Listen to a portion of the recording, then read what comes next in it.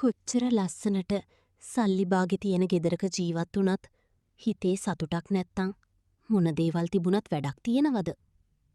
මනීෂා තනිවම මුමුණාගත්තේ හිතේ පිරී තිබුණු දරාගත නොහැකි පාළුවත් එක්කමයි.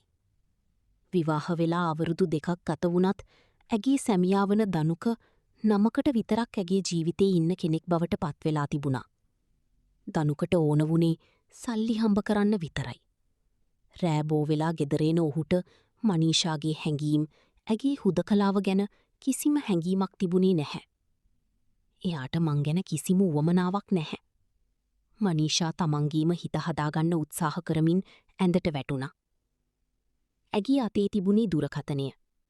කාන්සිය මකාගන්න ඇය මෑතකදී හදාගත්තු ව්‍යාජ ෆේස්බුක් ගිනුම ෆේක් account ඇතුළට ගියා. ඒක ඇගේ සැබේ අනන්‍යතාවයේ සඟවපු හැඟීම් නිදහස් කරපු ලෝකයයි. විවිධ තරුණයින්ගෙන් මැසේජ් ඇවිත් තිබුණත් මනීෂාගේ ඇස නතර වුණේ එකම එක ප්‍රෝෆයිල් එකක් ළඟ. ඒ ශිහාන්. සැබවින්ම කඩවසම් ඇස ඇදගන්නාසුළු පිනුමක් තියෙන තරුණයෙක්. හරියටම ඒ වෙලාවේම දුරකථනයේ තිරය මට ශිහාන්ගේ නම දිස් වුණා. හායි මෙයා, තාම නිදි නෑ වගේ. මනීෂාගේ හදගැස්ම ටිකක් වේගවත් වුණා. ඇයි ඉක්මනින්ම රිප්ලයි එකක් ටයිප් කළා. ඔව්වනේ, නින්ද යන්නේ නෑ. ඇයි මේ රෑවෙලා? හස්බන්ඩ් ළඟ නැද්ද? ශිහාන් ඇහුවී ශ්‍රීජුවමයි. එයා ඉතින් හිටියත් නෑ වගේ තමයි. ඔයා මොකද කරන්නේ මේ වෙලාවේ? මනීෂා තමන්ගේ හිතේ තිබුණු කලකිරීම වචන කළා. ඇඳට වෙලා ඉද්දී ඔයා ඔන්ලයින් ඉන්නව දැක්කා. ඒකයි මැසේජ් කළේ. මට සෑහෙන්න පාළුයි යන්නේ. මනීෂා යව්වා. මං ඉන්නද ඔය පාළුව මකන්න ඔය ළඟට? ශිහාන්ගෙන් ආපු මැසේජ් එක දැකලා මනීෂා මොහොතකට ගැස්සුණා. ඒ මොකටද? ඇය ඇහුවේ හිත ඇතුලේ නැතිවුණු නොන්ජල් ආසාවකුත් එක්ක. ඇවිත් ඔයාව තුරුළු කරගෙන ඉන්න. මනීෂා ඇඳින් වාඩි වුණා. හිත එකඟ කරගන්න බැරි තරම් ආශාවකුත් අනික් අතට බියකුත් ඇයව වෙලා ගත්තා. ආයෙත් අනුන්ගේ ගෑනු තුරුළු කරගෙන ඉන්නද ආස? ඇය සරදමකට වගේ ඇහුවා. ඔව්. ඒකේ ඇති වැරද්ද මොකක්ද? කියන්නකෝ ඉතින්. මං ඉන්නද?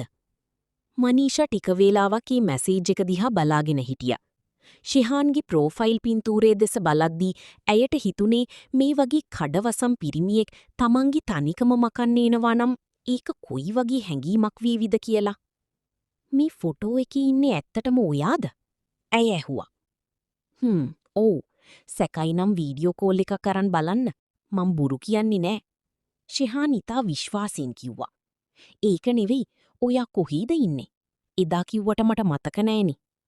මනීෂා තමන් ඉන්න ප්‍රදේශය පැවසුවාම ශිහාන් පුදුම වුණා. ඇත්තටම? මම ඉන්නෙත් ඔය ළඟමනේ. මම මෙහි බෝඩිමක ඉන්නේ.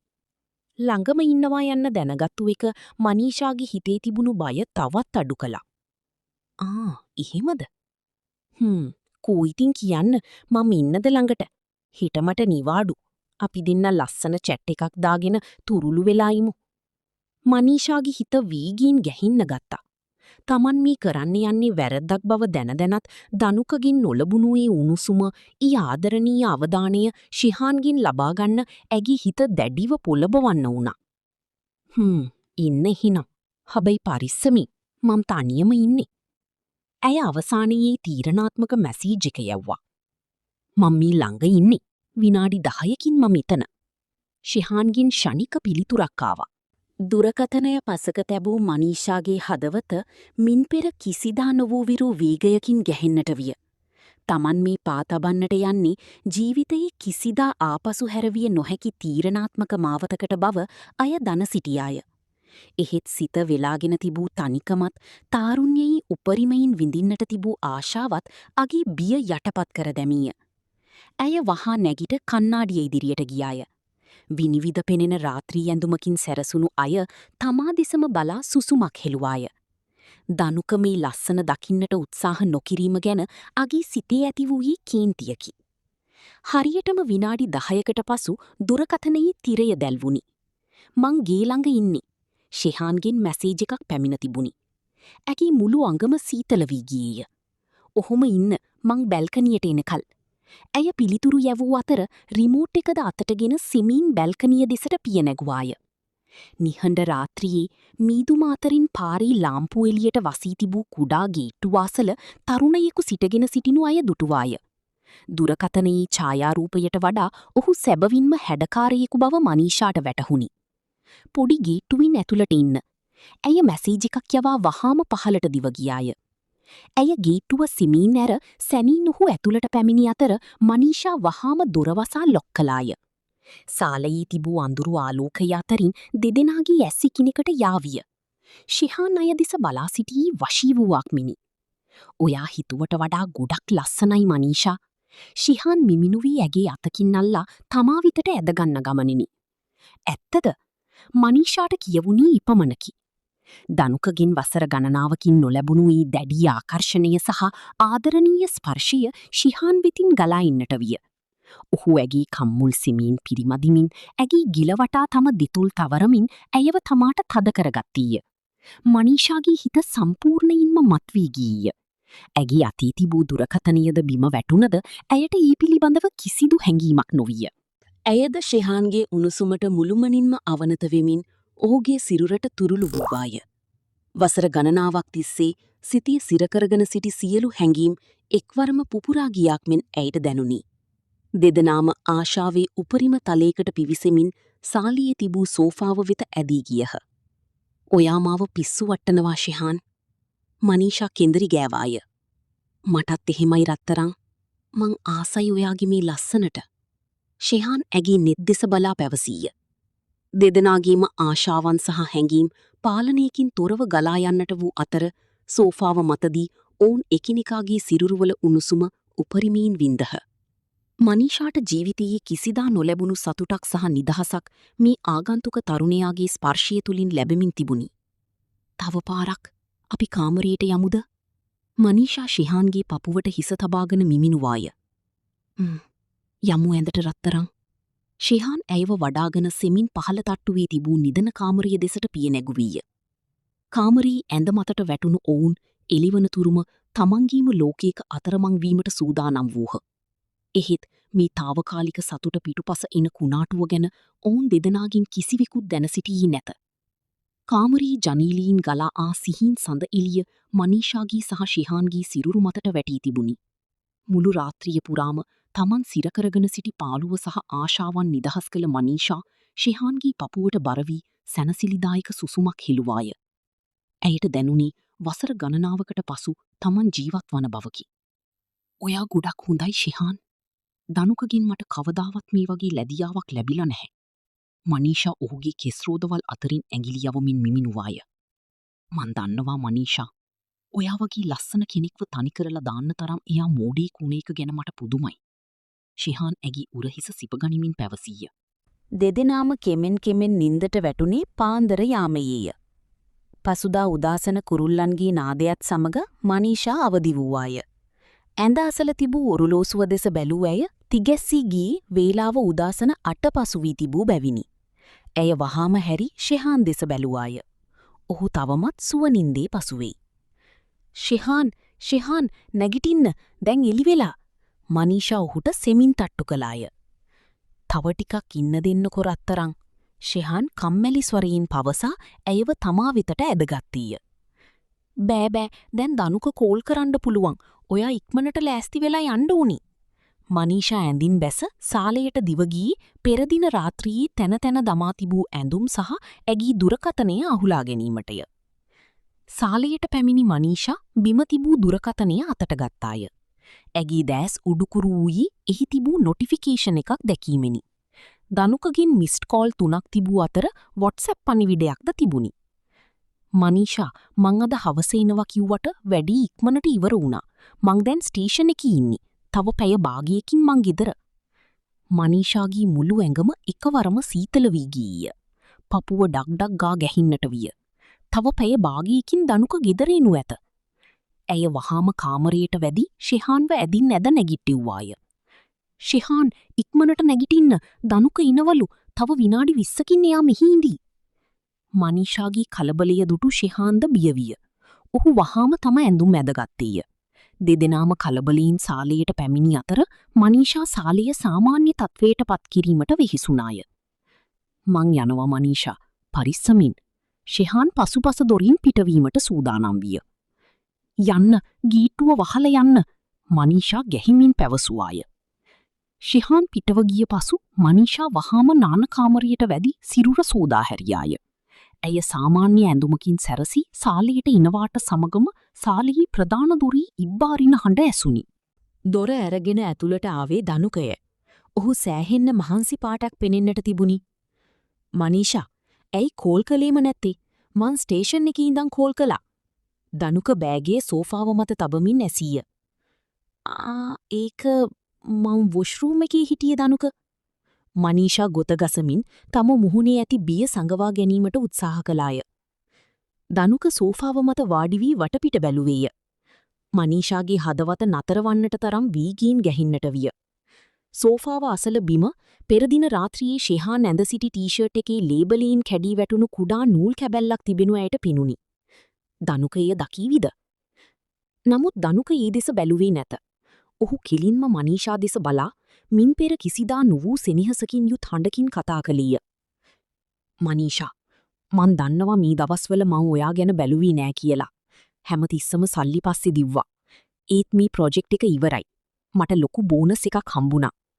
මං අද නිවාඩු ගත්තා. අපි දෙන්න අද කොහේ හරි යමු. මං ඔයාට ගොඩක් ආදරේ මනික. දනුකගේ වචන ඇසිද්දී මනීෂාගේ ඇස්වලින් කඳුළු කඩා හැලුනි.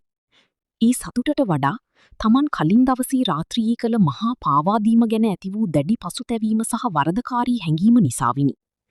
දනුක ඇයව වැළඳ ගනිද්දී මනීෂාට දැනුනේ තමන් අපායක වැටී ඇති බවකි. හරියටම ඊ මොහොතේ මනීෂාගේ අතී තිබූ දුරකථනයට තවත් මැසේජ් එකක් ආවේය. ඊ ශිහාන්ගිනි. මනීෂා, මං බෝරිමට ආවා. ඊත් මගේ රත්තරන් මාලීහි වැටිලා වගේ. ඒක ඇඳ යට ඇති. පොඩ්ඩක් බලන්නකෝ. මනීෂාගේ දෑස් උඩ ඉඳවුනි. දනුක කාමරයට යාමට පෙර ඊ මාලිය සිවිය යුතුය. නැතහොත් සියල්ල අවසන් වනු ඇත. මනීෂාගේ පපුව ගැහෙන්න ගත්තේ දනුකට තේ සද්ද ඇහෙනවා ඇති කියලා හිතන තරම් වේගෙකින්. දනුක ඇයව බදාගෙන ඉන්නේ ආදරණීය වැළඳ ගැනීම අයට දැනුනේ මහා බරක් වගේ. ඇයි මැනික මේ අඬන්නේ? මං ආපු එකට සතුටු නැද්ද? දනුක සෙනෙහසින් මනීෂාගේ කම්මුල් පිස දමමින් ඇහුවා. නෑ දනුක, මට සතුටුයි. ඔයා සෑහෙන කාලෙකට පස්සේ මෙහෙම කතා කරද්දි මට ඇඬුණා. මනීෂා බොරු හිනාවක් මතු කරගන්න උපරිම උත්සාහ කළා. ඔයා වොෂ් එකක් දාගෙන එන්නකෝ. මං ඔයාට බොන්න මොනවා හරි හදන්නම්. ඒක හොඳයි. මටත් මාර මහන්සි. මං කාමරයට ගිහින් ටවල් එක අරන් ඉන්නම්. කියපු දනුක සාලින් නැගිටලා කිලින්ම නිදන කාමරයේ දෙසට පිය නැගුවා. දනුක, එපා! මනීෂාට නොදැනුවත්වම කෑ ගැසුණා. දනුක පුදුම වෙලා හැරිලා බැලුවා. ඇයි මනීෂා? මොකද වුනේ? ඇවිත් කාමරේ. මං කාමරේ අස්කලේ නෑ දනුක. ඇඳරිදි ඔක්කොම අවුල් වෙලා තියෙන්නේ. ඔයා සාලින් ඉන්න. මං ටවල් එක ගෙනත් දෙන්නම්. මනීෂා වීගීන් කාමරයේ දෙසට දිව ගියා. කාමරයට වැදුන සැනින් ඇය දොර වසා ගත්තා. ඇගේ දෑස් කිලින්ම ගියේ ඇඳ දෙසටයි.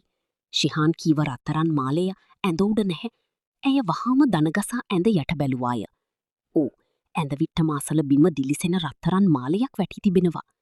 ඇය වහාම ඊ අතටගෙන තම ඇඳුම් කබඩ් එක ඇතුළේ සඟවා තැබුවාය. ඉන්පසු කලබලයෙන් ඇඳ ඇතිරිලි සකස් කර දනුකගේ තුවායත් අරගෙන පිටට ආවාය. මෙන්න දනුක.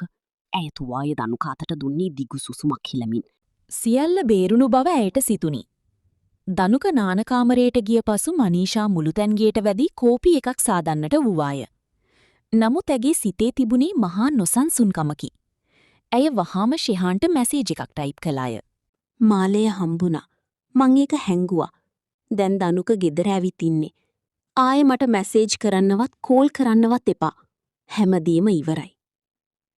ඇය එය යවා සැනින් ශිහාන්ගේ අංකය සහ චැට් එක සම්පූර්ණයෙන්ම මකා ඩිලීට් දමුවාය. ෆේස්බුක් හොර එකවුන්ට් එකද ඩීඇක්ටිවේට් කර දැමීමට ඇය තීරණය කළාය. තමන් කළ වරද තවදුරටත් ඉදිරියට ගෙනයාමට ඇයට අවශ්‍ය නොවීය. දනුකගේ වෙනස්වීම ඇයට අලුත් බලාපොරොත්තුවක් දී තිබුණි. සවස් යාමයේ එළබුණි. දනුක පැවසූ පරිදිම ඔහු මනීෂා කැටුව නගරයේ සුපිරි අවන්හලකට රාත්‍රී ආහාරය සඳහා රැගෙන ගියේය. ඔහු මනීෂාගේ අතින් අල්ලාගෙන ආදරයෙන් කතා කළීය. නමුත් මනීෂා සිටියේ වෙනමම ලෝකයකිය. ඇයට දනුකගේ මුහුණ දෙස කෙලින් බැලීමට පවා බියක් දැනුනි. රාත්‍රී ආහාරයේ නිමාවී ඔවුන් නැවත නිවසට පැමිණෙන විට රාත්‍රී 9 පමණ වී තිබුණි. දනුක සාලියේ වාඩි වී රූපවාහිනිය බලන්නට වූ අතර මනීෂා කාමරයට ගොස් ඇඳුම් මාරු කරගත්තාය. ඇය කබඩ් එක ඇර ශිහාන්ගේ මාලිය දෙස බැලුවාය. මිය ඔහුට නැවත දිය යුත්තේ කෙසේද? හරියටම ඊ වෙලාවී සාලියේ සිටි දනුකගේ දුරකථනය නාද වුණි. ලෝචන, කියපන් මචං, මොකද මේ රෑ වෙලා? දනුක තම මිතුරා සමග කතා කරන හඬ මනීෂාට ඇසුනි. නමුත් ඊළඟ මොහොතේ දනුකගේ හඬ වෙනස් විය. මොකද්ද? කවුද කිව්වේ? උඹට විශ්වාසද? කාමරයේ සිටි මනීෂාගේ හදවත නැවතත් වේගයෙන් ගැහෙන්නට විය. දනුක කාමරිය දෙසට පියනගන හඬ ඇසුනි. ඔහුගේ මුහුණ සම්පූර්ණයෙන්ම කළු වී තිබුණි. දාස්වල තිබුණී දරාගත නොහැකි කේන්තියකි. ඔහු කෙලින්ම මනීෂා ඉදිරියට පැමිණ දුරකථනය ඇගේ මුහුණට දිගු කළේය. මනීෂා, මට ඇත්ත කියපන්. කවුද ශිහාන් කියන්නේ? උඹ ඊයේ රෑ මේ ගෙදරට ගෙන්න ගත්තේ කාවද? දනුක ගිගුම් දුන්නේය. මනීෂා අන්දමන්ද විය. දනුක මේ බව දැනගත්තේ කෙසේද? ලෝචන දන්නේ කෙසේද? සියල්ල එතනින් අවසන් වී නැති බව මනීෂාට වැටහුණි.